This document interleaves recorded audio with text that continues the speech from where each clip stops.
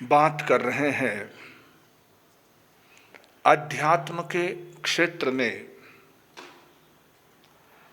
आगे बढ़ते हुए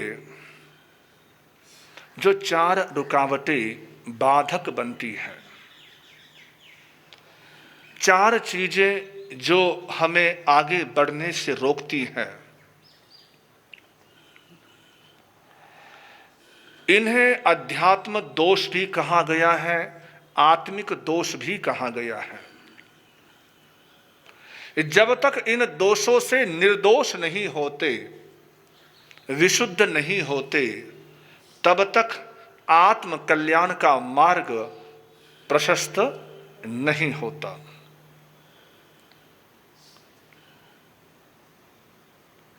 क्रोध, मान, माया और लोभ। कोहम च मानम च तहेव माया।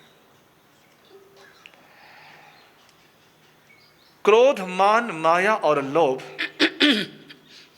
इन चारों दोषों की जब तक निवृत्ति नहीं होती, तब तक आध्यात्मिक प्रवृत्ति सफल नहीं हो पाती। कितनी ही सामायिकें कर ले, कितने ही तप नियम कर ले, कितने ही प्रत्याख्यान कर ले, कितनी ही कठोर चर्या का पालन कर ले, कितना ही ज्ञान कर ले, इन सभी चीजों का महत्व तब तक नहीं प्राप्त होता। इन चीजों का महत्व तब तक नहीं होता, इनका लाभ तब तक प्राप्त नहीं हो पाता, जब तक ये 4 दोष आत्मा से निकल नहीं जाते। जब तक ये 4 दोष, 4 बातें हमारे भीतर है, तब तक की हुई सारी क्रियाएं निरर्थक ही साबित होती हैं, व्यर्थ ही रहती हैं, अर्थहीन ही रहती हैं। उनका कोई मतलब, कोई सार्थकता नहीं हो पाती जब तक ये 4 दोष हमारे भीतर जिंदा हैं, जीवित है। सबसे पहले दोष की बात करते हुए आचार्य ने कहा क्रोध को हम। क्रोध आता है आपको? आता है पुणा वालों? हाँ जी, सबको आता है। क्रोध ऐसा है, थोड़ा बढ़ाना आवाज, थोड़ा आवाज बढ़ाना। क्रोध ऐसा है जो बूढ़े को भी आता है, जवान को भी आता है, और अब तो बच्चे को भी आता है ना? क्रोध बच्चे को भी आता है, जवान को भी आता है, बूढ़े को भी आता है, जैन को भी आता है, हिंदू को भी आता है, मुसलमान को भी आता है, क्रिश्चियन को आता है। ये क्रोध ऐसा है, हर उम्र के और हर धर्म के व्यक्ति को आता है। क्रोध एक समान है, क्रोध से कोई बचा नहीं है, क्रोध सब में है, सबको आता है। हर किसी के भीतर क्रोध पैदा हो जाता है, क्रोध फुंकार मारता है। क्रोध ऐसा है जो व्यक्ति का चैन हराम कर देता है, सुख चैन खत्म कर देता है। क्रोधी व्यक्ति कभी आराम से बैठ नहीं सकता, शांति की सांस नहीं ले सकता। जब क्रोध सवार होता है तो आंखें बंद और मुंह खुल जाता है ना? आंखें बंद और मुंह खुल जाता है।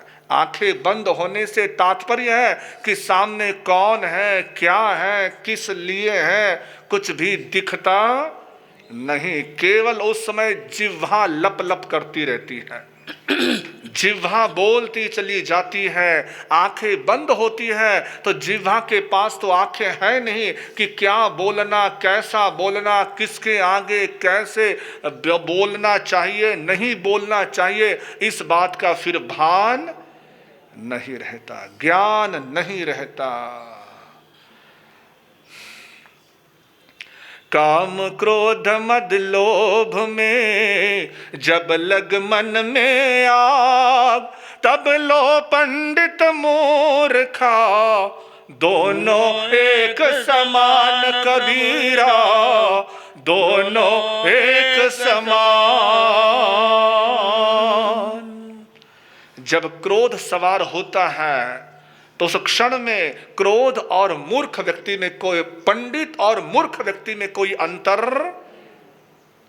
पंडित भी मूर्ख बन जाता और मूर्ख तो मूर्ख होता ही है ना, क्योंकि उसे पता ही नहीं चलता है कि सामने स्थिति क्या है, व्यक्ति क्या है, कौन है, कैसे बोलना है, सब बेभान हो जाता है, बेहोश हो जाता है जब क्रोध व्यक्ति पर सवार होता है, जब क्रोध में व्यक्ति आ जाता है। क्रोध ऐसा पागलपन है जिस पागलपन में व्यक्ति कुछ क्षण के लिए अपना आपा खो देता है, अपना होश खो देता है, बेहोश हो जाता है, पता ही नहीं चलता उसको। और याद रखिएगा, क्रोध के क्षणों में हमारे अपने शरीर में बहुत कुछ परिवर्तन होते हैं, बहुत कुछ परिवर्तन होते हैं हमारे अपने शरीर में। हमारे शरीर का खून बदल जाता है। हाँ जी,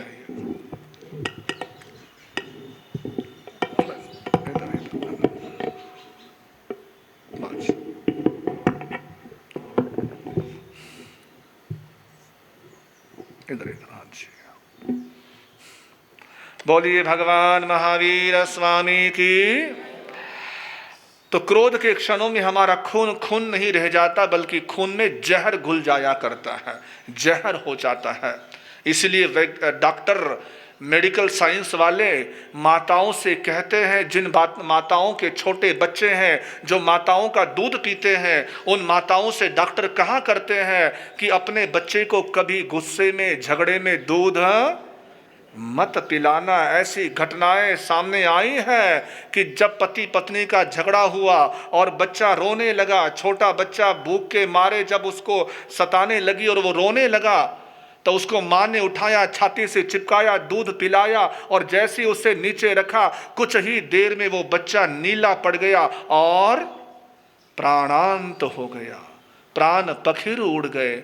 जिस माँ के दूध से बच्चे को संजीवनी मिलती है, अमृत मिला करता है, उसी माँ के दूध ने बच्चे के लिए जहर का काम किया। क्यों किया? हाँ, वो जहर का काम किया क्रोध की वजह से, गुस्से की वजह से, गुस्से की वजह से, वो क्रोध की वजह से वो अमृत भी जहर बन गया। एक हॉस्पिटल के भीतर 3 अलग अलग बेड लगे हुए थे, 3 अलग अलग मरीज लेटे हुए थे। एक पर लिखा हुआ था, इस आदमी को एक सांप ने काटा है, बचने की पूरी उम्मीद है। दूसरे पे लिखा हुआ था, इस आदमी को एक कुत्ते ने काटा है, बचने के पूरे चांस हैं। तीसरे पे लिखा था, इस आदमी को एक आदमी ने काटा है और बचने की कोई उम्मीद। सबसे जहरीला कौन हुआ?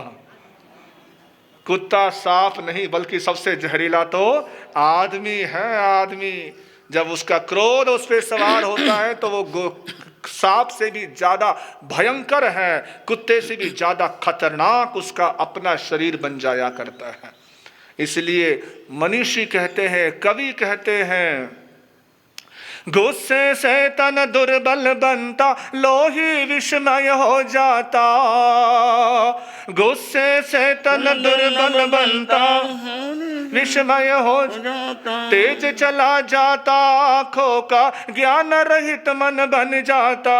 अकल जाने कहाँ जाती है, ज्ञानी और गंवार की। सुन लो जैनो कान लगाकर, वाणी तारनहार की। हित की बात है, हित की बात है, हित की बात है, हित की बात है। तो गुस्से से तन दुर्बल बनता, लोही विस्मय बन जाता। जो ज्यादा गुस्सा करता है उसका शरीर भी कमजोर बन जाया करता है, दुर्बल हो जाया करता है। इसीलिए परमात्मा महावीर के इस गुण के माध्यम से कि उन्होंने क्रोध पर विजय प्राप्त करी थी, आचार्य सुधर्मा चाहते हैं, वो हमें समझाते हैं कि हम भी अपने क्रोध पर नियंत्रण करें, अपने क्रोध पर काबू पाएं, अपने क्रोध को वश में करे, क्रोध को त्यागे, क्रोध को धीमा करे, उसकी आंच को धीमा करे, मंद करे। याद रखिए, यदि आप जवान हो तो क्रोध को मंद कीजिए, यदि आप जवान हो तो क्रोध को मंद कीजिए, और यदि आप बूढ़े हो, वृद्ध हो, प्रौढ़ हो तो क्रोध को बंद कीजिए। क्रोध को जवान हो तो मंद कीजिए और बूढ़े हो तो, लेकिन क्या करते हैं, ज्यादा ही क्रोध आता है, बूढ़ा हो ज्यादा ही गुस्सा आता है, ज्यादा ही बूढ़ा उछलता है, ज्यादा ही बातें है ना, उसमें ज्यादा ही क्रोध सवार हो जाता है। नहीं, स्थिति समझो, समय समझो और अपने आप को शांत रखो, स्थिर रखो। याद करो, यदि क्रोध न किया होता उस साधु ने अपने शिष्य पर, तो वो कभी सांप नहीं बनता, चंड कौशिक नहीं बनता। यदि वो चंड कौशिक बना, किस वजह से बना? क्रोध की वजह से ही तो बना, गुस्से की वजह से ही तो वो गुरु साधु के उस जीव से तिर्यंच योनि तक पहुंच गया। क्रोध की वजह से चंड कौशिक बन गया, चंड कौशिक। तो आइए, क्रोध को नियंत्रित कीजिए, क्रोध को कंट्रोल कीजिए।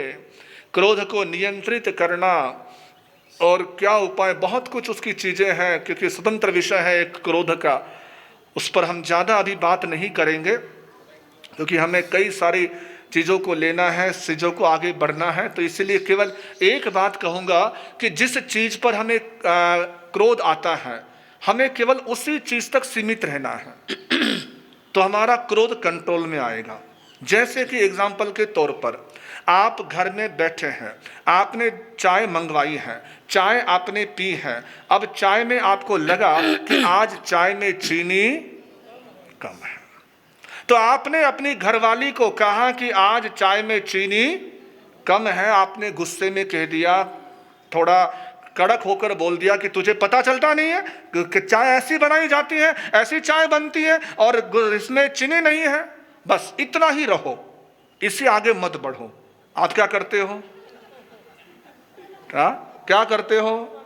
इससे आगे बढ़ जाते। तेरी माँ ने तुझे यही सिखाया है ना, तो वहां से यही सीख कर आई है, फिर पता नहीं कहां कहां चले जाते हो। आपका निमित्त क्रोध क्यों आया? जिस निमित्त से आया, केवल उसी निमित्त तक अपने आप को सीमित रखो, तो क्रोध वहां रुक जाएगा।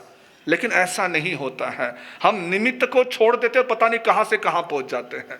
बात शुरू कहां होती है और खत्म कहां जाकर होती है, कहां जाकर खत्म होती है। तो क्रोध को नियंत्रण करने का सबसे अच्छा सूत्र है कि जहां आपको क्रोध आया, जिस बात पर क्रोध आया, केवल उसी तक सीमित रहो, केवल उसी तक रुके रहो, केवल वही बात कहो, उससे आगे, उससे ज्यादा और कुछ भी मत बोलो। तुम्हारी शान घट गई होती या तुम्हारा रुतबा घट गया होता, तुम्हारी शान घट गई होती या तुम्हारा रुतबा घट गया होता, जो तुमने गुस्से में कहा वही प्यार से कहा होता, जो तुमने गुस्से में कहा वही। तो न शान घटती है न रुतबा घटता है, बल्कि और ज्यादा बढ़ता है, रुतबा बढ़ता है, शान बढ़ती है कि जो गुस्से में कहा वही प्यार से कहा होता। कितनी बढ़िया बात, कितनी अच्छी बात, कितनी सहज बात। तो आइए, गुस्से का नियंत्रण का इस सूत्र को अपने याद में रखिए, स्मरण में रखिए। और कई सारी चीजें हैं, लेकिन आज केवल इतनी ही बात। उसके बाद दूसरा दोष बताया, मान, अहंकार, अहम, अकड़। अकड़ कौन अकड़ता है? जो जिंदा होता है उसके शरीर में अकड़न होती है, या जो मुर्दा होता है उसके शरीर में अकड़न होती है? पूना वालों, किस में अकड़न होती है? मुर्दे में। यानी जिसमें अकड़ है वो जिंदा नहीं है, वो मुर्दा है। जिसमें अहंकार है वो व्यक्ति जीवित नहीं, वो व्यक्ति मृत है, मुर्दा है। जिसमें अहंकार है, अहंकार, मैंने पहले भी कहा था, जहां अहंकार होगा वहां नवकार नहीं होगा, और जहां नवकार होगा वहां पर अहंकार नहीं होगा, अहंकार नहीं होगा।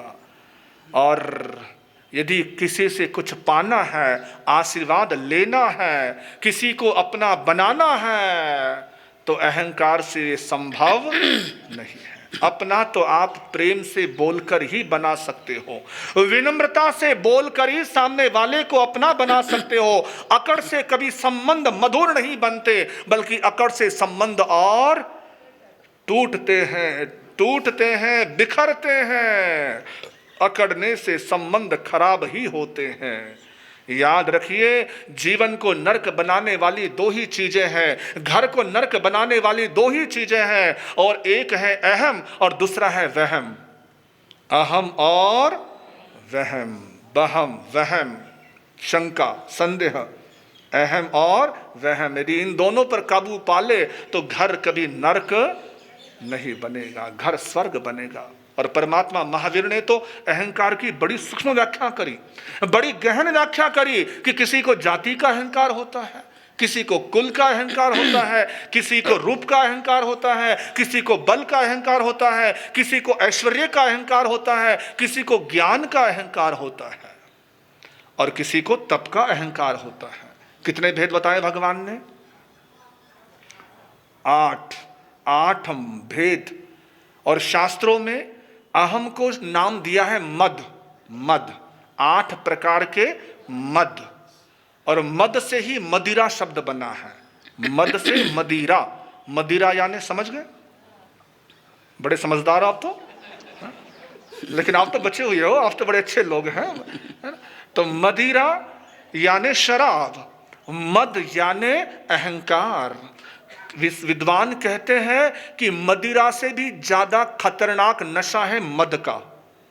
मद का नशा मदिरा से भी ज्यादा खतरनाक है। मदिरा का नशा तो रात को चढ़ता है, सुबह उतर जाता है, लेकिन मद का नशा कभी उतरता, वो हमेशा बना रहता है, 24 घंटे बना रहता है, रात दिन बना रहता है। ऐसा ही नशा था रावण को। क्या हस्र हुआ, क्या हाल हुआ। आज उस रावण के पुतले को जलाया जाता है, आज उस रावण के पुतले का दहन होता है। क्यों होता है? क्योंकि उसका वो अहंकार ही उसे जलाता है, अहंकार ही जला रहा है।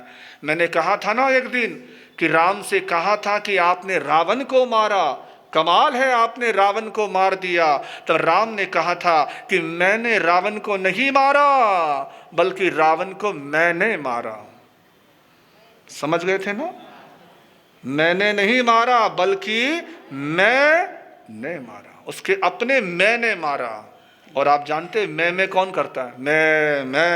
मैं। हाँ जी, बकरा बकरी करती है, उसके गर्दन पर छुरी चल जाती है। जो मैं करता है उसको कटना ही कटना है। समय ने उसको अपनी ताकत दिखानी ही दिखानी है।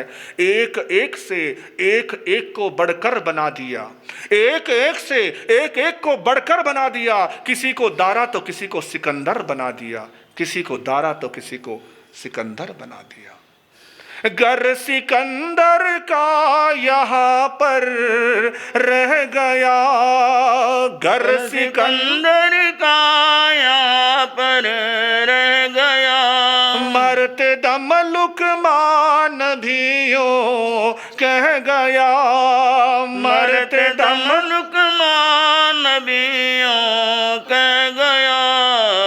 यह घड़ी हरगिज़ न टाली जाएगी, यह घड़ी हरगिज़ न टाली जाएगी। जब तेरी डोली उठा ली जाएगी, जब तेरी डोली निकाली जाएगी, बिन मुहूर्त के उठा ली जाएगी, बिन मुहूर्त के उठा ली जाएगी। गर सिकंदर का यहाँ पर रह गया। बड़े बड़े रणबांकुरे जो समझते थे कि हम ही सब कुछ हैं, आज उनका नामो निशा तक नहीं है। किसका अहंकार रहता है? किसका अहंकार स्थायी है? किसी का भी तो नहीं। याद कीजिए भरत चक्रवर्ती को, जो एक जगह खड़ा होकर आदेश देता है कि यहाँ पर मेरे नाम लिखने की जगह तक नहीं है। ऐसे करो, एक नाम मिटाओ और इसकी जगह मेरा नाम लिखो। सेवक आगे बढ़ा, नाम मिटाने के लिए आगे बढ़ा। उसी क्षण भारत के भीतर से आत्मा बोल उठी, ऐ भारत, आज तू किसी और का नाम मिटा रहा है, आने वाला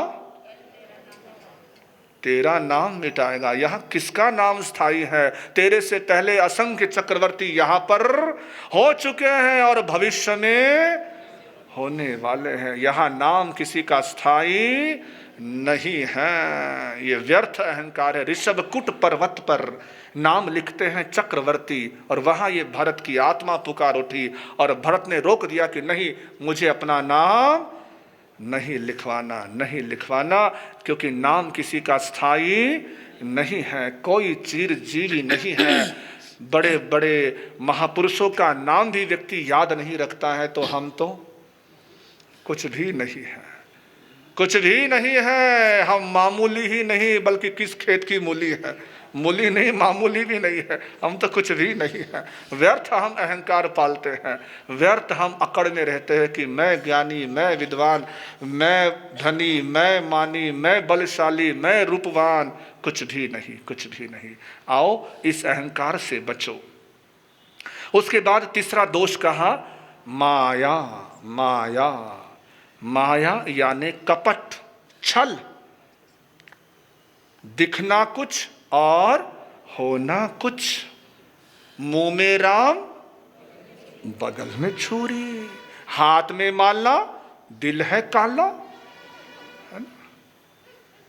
बाहर से हम भले दिखते हैं, अच्छे दिखते हैं, लेकिन भीतर में हलाहल जहर भरा पड़ा है। हाथी के दांत दिखाने के, और ऐसा व्यक्तित्व होता है माया वाला व्यक्तित्व।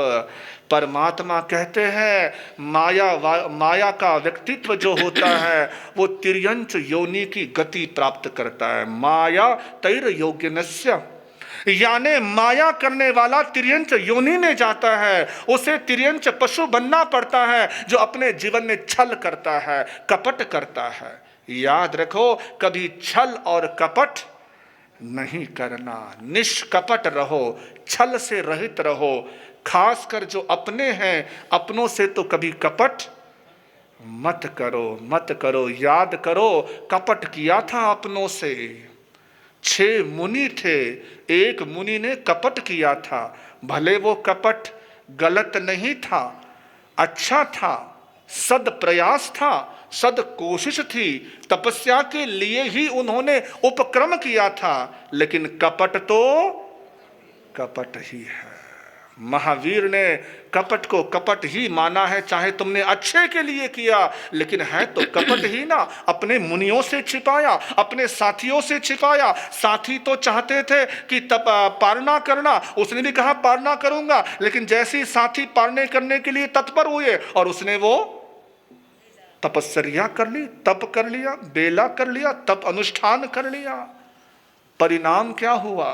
तपस्या से तो फल मिला, सिद्धि मिली, सफलता मिली, लेकिन वो सफलता अधूरी रही। याद आ गया प्रसंग आपको? हाँ, सभी ज्ञानी बैठे हैं यहाँ पर, है ना? हाँ, सब समझदार बैठे हैं। 19वें तीर्थंकर भगवान मल्लीनाथ, मल्ली कुमारी, वो माया का उदाहरण उनके जीवन के साथ घटा था। याद रखिए, जो छल बली होता है वो टेढ़ी मेढ़ी लकड़ी की तरह होता है, और जो सीधा होता है वो सीधी लकड़ी की तरह होता है। सीधी लकड़ी ध्वजा में काम आती है, मंदिर के शिखर पर चढ़ती है, और टेढ़ी मेढ़ी लकड़ी कहाँ काम आती है? चूल्हे में, आग में। टेढ़ी लकड़ी आग में झोंकी जाती है और सीधी लकड़ी मंदिर पर ध्वजा के रूप में शीर्षस्थ होती है, सम्मान पाती है। तो सीधा व्यक्ति हमेशा सम्मान पाता है और टेढ़ा व्यक्ति हमेशा तिरस्कार ही पाता है। चाहे कुछ दिनों के लिए, कुछ वर्षों के लिए उसका बोलबाला रहे, उसकी तूती भले ही बोले, लेकिन एक समय ऐसा आता है जो उसका फिर जब सत्य सामने आता है तो वो निंदा का ही भाजन बनता है, निंदा का ही पात्र बनता है। तो परमात्मा कहते हैं माया मत करो, माया से बचो। माया करंडी नरकस्य हुंडी तपो विखंडी सुकृतस्य भिंडी। यानी माया करने से हमारे सारे सुकृत दुष्कृत बन जाते हैं, सदकर्म असदकर्म बन जाते हैं। तो कभी माया ना करे। तिर्यंच योनि का कारण ही माया है। माया से बचेंगे तो तिर्यंच योनि से दुर्गति से बचेंगे। इसके बाद अगला सबसे लास्ट दोष कौन सा है? लोभ, लालच। महावीर की वाणी कहती है कोहो पीम पना से ही मानो विनय नासनो माया मिताणी नासेयी लोहो सव्व विनाशनो। क्रोध से प्रीति का नाश होता है, एक बात का नष्ट, एक गुण नष्ट होता है, प्रेम का गुण नष्ट होता है। माया से एक गुण नष्ट होता है और वो है विनय। अहंकार से एक गुण नष्ट होता है और वो है मित्रता, मैत्री, प्रेम। लेकिन लोभ ऐसा है जिससे सारे गुण ही नष्ट होते हैं, सारे गुण ही खत्म होते हैं। क्योंकि लोभी व्यक्ति कुछ भी नहीं देखता, उससे कुछ भी नहीं सुहाता। जब लालच उस पर सवार होता है तो क्या शुभ है, क्या अशुभ है, क्या धर्म है, क्या अधर्म है, इसकी उसे परवाह नहीं होती। सारे गुणों का हनन करता है एक लालच, एक लोभ। लोभ में व्यक्ति वह सब कुछ कर जाता है जो उसे करना नहीं चाहिए। सब कुछ वो कर जाता है, सब कुछ। तभी तो कहा गया है रुपया गा रहा है गाना, रुपया गा रहा है गाना। कौन गाना गा रहा है? हाँ, रुपया। वो भी गाना गाता है, वो भी गाना गा रहा है। रुपया गा रहा है गाना, मैं हूँ पाप का खजाना। रुपया गा रहा है गाना, मैं हूँ पाप का खजाना। मेरे पीछे क्यों संसार फिर भी हो रहा दीवाना। रुपया गा रहा है गाना, रुपया गा रहा है गाना, मैं हूँ पाप का खजाना। मेरे पीछे क्यों संसार फिर भी हो रहा दीवाना। रुपया गा रहा है गाना।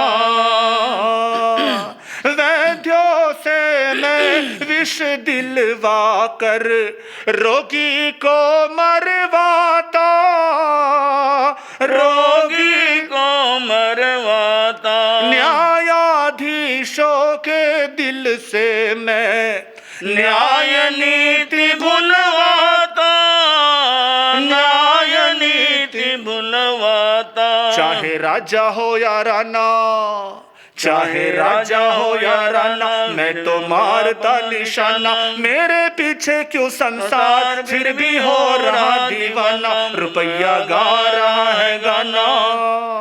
क्या गाना गाता है रुपया? क्या बोल रहा है कि मेरे पीछे क्यों संसार फिर भी हो रहा दीवाना। मैं हकीमों से, वैद्यों से, डॉक्टर से जहर भी दिलवा कर किसी को मरवा देता हूं। कोर्ट के अंदर अपने हक में फैसला करवा लेता हूं। सामने वाला सच्चा भले ही हो, लेकिन सच्चा सजा पाता है और झूठा सम्मान पाता है। किसकी वजह से? मेरी वजह से। मेरे सामने किसी की नहीं चलती। मैं जहां पर हूं बस फिर वहां तो केवल मेरी ही चलती है। इस रुपये के चक्कर में आदमी लालच में गिरता चला जाता है, गिरता चला जाता है, उसे कुछ भी नहीं दिखता। महावीर कहते हैं आओ इस लोभ पर भी नियंत्रण प्राप्त करो। क्रोध, मान, माया और लोभ। लोभ पर, इन चारों पर नियंत्रण करो। तृष्णा पर काबू प्राप्त करो। तृषा और तृष्णा दो शब्द हैं। तृषा और तृषा कहते हैं प्यास को। जब प्यास लगती है ना, पानी जब प्यास लगे इसे कहते हैं तृषा। तो तृषा तो केवल एक गिलास पानी से बुझ जाती है, लेकिन तृष्णा एक पेटी से, दो पेटी से बुझ जाती होगी। एक गोदरेज की अलमारी हो गई, भर गई, बहुत है, नहीं। पंजाबी में कहावत है, पेटी भर दी पेटा नहीं भरता। पेटी भर दी पर पेटा नहीं भरता, यानी पेटी तो भर जाती है लेकिन पेटा यानी इच्छा वो कभी भरती हमेशा अधूरी। स्थानांग सूत्र में 8 प्रकार के खड्डे आए हैं कि जो कभी नहीं भरते। उसमें तृष्णा का खड्डा है, लोभ का खड्डा है जो कभी भरता। कितना ही भरो, कितना ही डालो, कितना ही लो, बस आने दो आने दो आने दो, और ये और का कभी छोर नहीं आता। इसके बाद 26 गाथा हो गई। 27वीं गाथा में 4 वादों की बात कही। 4 वाद है, क्रियावाद, अक्रियावाद, विनयवाद और अज्ञानवाद। इन 4 वादों की बात कही। इस 26वीं गाथा में अंत में कहा कि परमात्मा ने न पाप स्वयं किया, न किसी से करवाया, न पाप का अनुमोदन किया। एक और गुण इस 26वीं गाथा में रह गया था जो मैंने अभी आपके समक्ष रखा कि परमात्मा के जीवन की विशेषता रही कि न उन्होंने स्वयं पाप किया, न करवाया और न करने वाले का अनुमोदन किया। उसके 27वीं गाथा में आचार्य ने बात कही क्रियावाद, अक्रियावाद, विनयवाद और अज्ञानवाद। इन 4 वादों की बात कही। 4 वादों में क्रियावादी यानी क्रिया ही सब कुछ है, कर्म ही सब कुछ है, क्रिया कांड ही सब कुछ है और किसी का कोई महत्व नहीं है, ज्ञान का कोई महत्व नहीं है, क्रिया ही सब कुछ है। उनकी नजर में क्रिया का महत्व था, आचरण का महत्व था, ज्ञान का महत्व नहीं था। अक्रियावाद, उनके लिए क्रिया का कोई महत्व नहीं था। उनका कहना था कि ज्ञान ही सब कुछ है, ज्ञान से ही परमात्मा को पाया जा सकता है, ज्ञान योग ही अध्यात्म का मुक्ति का मार्ग है, ज्ञान ही है, क्रिया का कोई महत्व नहीं है। क्रियावादियों के लिए क्रिया का महत्व था, ज्ञान का महत्व नहीं, और अक्रियावादियों के लिए ज्ञान का महत्व था और क्रिया का कोई महत्व नहीं था। लेकिन महावीर प्रभु ने इन दोनों में संतुलन किया, बैलेंस किया। उन्होंने कहा ज्ञान भी जरूरी है और क्रिया भी जरूरी है। परमम नानम तवो दया, ज्ञान भी और क्रिया। उसके बाद 2 चीजें और आई, विनयवाद। विनय यानी भक्ति, भक्ति ही सब कुछ है, समर्पण ही सब कुछ है। समर्पण कर दो भगवान के आगे, बस तुम्हारा बेड़ा पार होगा। वो भगवान तुम्हें संसार से मुक्त कर देगा, वो भगवान तुम्हें संसार से तार देगा, वो भगवान तुम्हें इस भव सागर से अपने पास खींच लेगा, उठा लेगा। ये विनयवादियों का कथन था कि भक्ति कर दो, समर्पित हो जाओ, बस तुम्हारा बेड़ा पार। और अज्ञानवादियों का कथन था कि अज्ञानी बने रहो, पढ़ो लिखो मत। पढ़ने लिखने से, ज्ञान प्राप्त करने से, शास्त्रों को पढ़ने से दिमाग और खराब होता है कि क्या ये है वो है, ऐसी तरह तरह की चीजें आती हैं, जिज्ञासाएं हजारों उठती हैं। तो पढ़ो लिखो मत, अज्ञानी बने रहो। अज्ञानी रहोगे तो सुखी रहोगे, बस खाओ पीवो मौज करो। ऋणम कृत्वा घृतम पिबेत, चाहे कर्जा करना पड़े भले कर्जा ले लो, लेकिन मौज मस्ती करो, है ना। जैसे आज के कुछ लोग करते हैं ना, लोन, है ना, लोन लेते और गायब हो जाते हैं। मैंने कहा था ना, पहले एक दिन कहा था कि कर्जा लेते हैं और गायब हो जाते हैं, कि वो कम कर्जा लो और खा जाओ, उसे खत्म कर जाओ। तो अज्ञानवादी ऐसे होते हैं जो केवल खाने पीने में मौज मस्ती में विश्वास करते हैं, उनको ज्ञान से कोई लेन देन नहीं, धर्म से कोई लेन देन नहीं। इस तरह का मत अज्ञानवादियों का। और विनयवादी भक्ति पर जोर। लेकिन महावीर ने कहा कि विनय तो जरूरी है, लेकिन विनय के साथ विवेक भी बहुत जरूरी है। केवल विनय से ही मुक्ति नहीं मिलती, केवल भक्ति से ही मुक्ति नहीं मिला करती है। भक्ति के साथ युक्ति भी होनी चाहिए, ज्ञान भी होना चाहिए, विवेक भी होना चाहिए कि तुम भक्ति कैसे कर रहे हो, किसकी कर रहे हो, उस भक्ति को कैसे करना है। ये सारा विवेचन परमात्मा की वाणी में प्राप्त होता है। तो चारों बातें परमात्मा ने हमें बताई, सिखाई। ये कौन सी गाथा में था? 27वीं गाथा में ये बात कही गई और वो अज्ञान को नष्ट करके मुक्ति का वर्ण किया उस परमात्मा महावीर ने। आज रविवार का दिवस है, इसलिए हमने 10:30 तक ये प्रवचन का कार्यक्रम यहाँ तक किया, 10:30 तक किया, संपन्न कर रहे हैं। कुछ प्रयोग आपको दे दूँ आज। अब केवल हमारे बीच कितनी गाथाएं रह गई हैं? कितनी रह गई? अब केवल 2 रह गई, 2 गाथाएं रह गई हैं। वीरत हुई संपुट की कल और परसों, मंगलवार के दिन समापन हो जाएगा और मंगलवार से ही नवपद ओली का आगाज हो रहा है, प्रारंभ हो रहा है। मैं चाहूँगा आइंबिल के सब भाव बनाएं, आइंबिल की तपस्या सभी करने का विचार रखें कि आइंबिल का तप बहुत उत्तम है, बहुत महत्वपूर्ण है। यदि आइंबिल किसी का ना हो सकता हो, किसी से ना संभव हो तो एकासना कर ले, लेकिन माला जरूर कहिए। जो माला आएगी कि पहले दिन कितनी मालाएं करनी हैं, कितनी वंदनाएं करनी हैं, कितने लोगस बोलने हैं, कितने खमासमनो बोलने हैं, कितने नमोथुनम देने, वो सारी एक विधि है। नवपद ओली की हर बार आप विधि सुनते हैं, वो विधि आपके समक्ष आएगी ही। 12 तारीख से, परसों से नवपद ओली की आराधना का सबने लाभ लेना है। हाँ जी, प्रयोग कहाँ तक हुआ था जी? हाँ जी, 19 तक हुआ था। 20वीं गाथा है, जहाँ स्वयंभू उदहीन सेठ, ये वाली गाथा। इस 20वीं गाथा का प्रयोग है सबका प्रिय बनता है, सबका प्रिय। सभी उस व्यक्ति को चाहते हैं जो इस गाथा को स्मरण करता है, इस गाथा का जाप करता है। इस गाथा का प्रयोग ऐसे है, इस गाथा को आपने पढ़ना है 41 बार, 41 बार पढ़ना है। उसके बाद अपने हाथ अपने मुंह के आगे लाने हैं, फूंक मारनी है।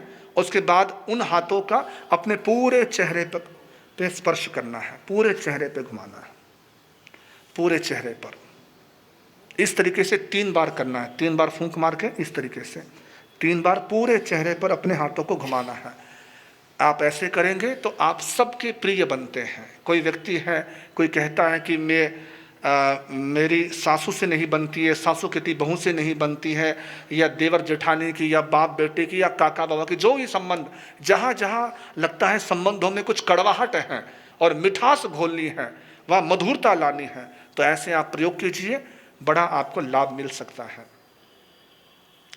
उसके बाद 21वीं गाथा, हत्ती सो एरावन माहू नाय, ये वाली जो गाथा है, इस गाथा का प्रयोग है किसी का काम रुक गया, चलते चलते काम रुक जाता है, व्यापार रुक जाता है, कि बड़ा अच्छा चलता है, एकदम से फिर स्टॉप लग जाता है, फिर चलता है, फिर एकदम स्टॉप लग जाता है, एकदम से रुकावट आ जाती है।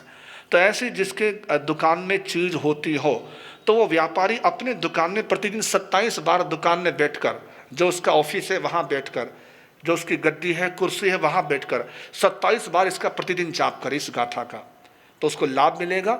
चलते चलते जो रुकावट आती है काम में, वो रुकावट दूर होगी, हटेगी, और उसका काम स्मूथ बनेगा, अच्छा बनेगा, सही बनेगा। इसके बाद गाथा आती है कौन सी? 22वीं गाथा। 22वीं जो गाथा है,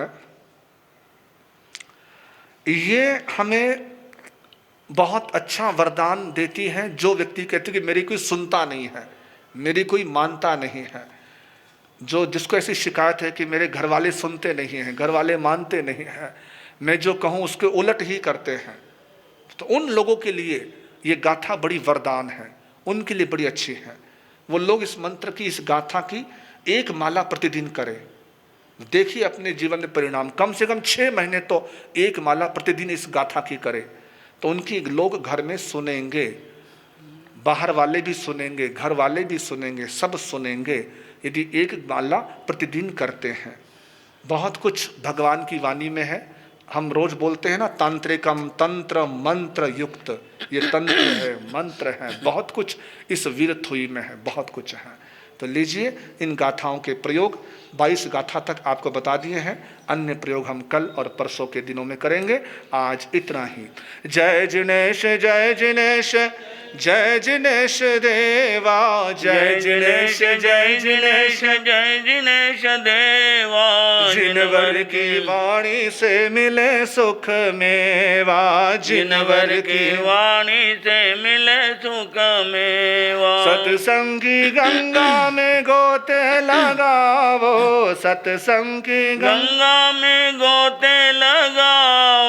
धर्म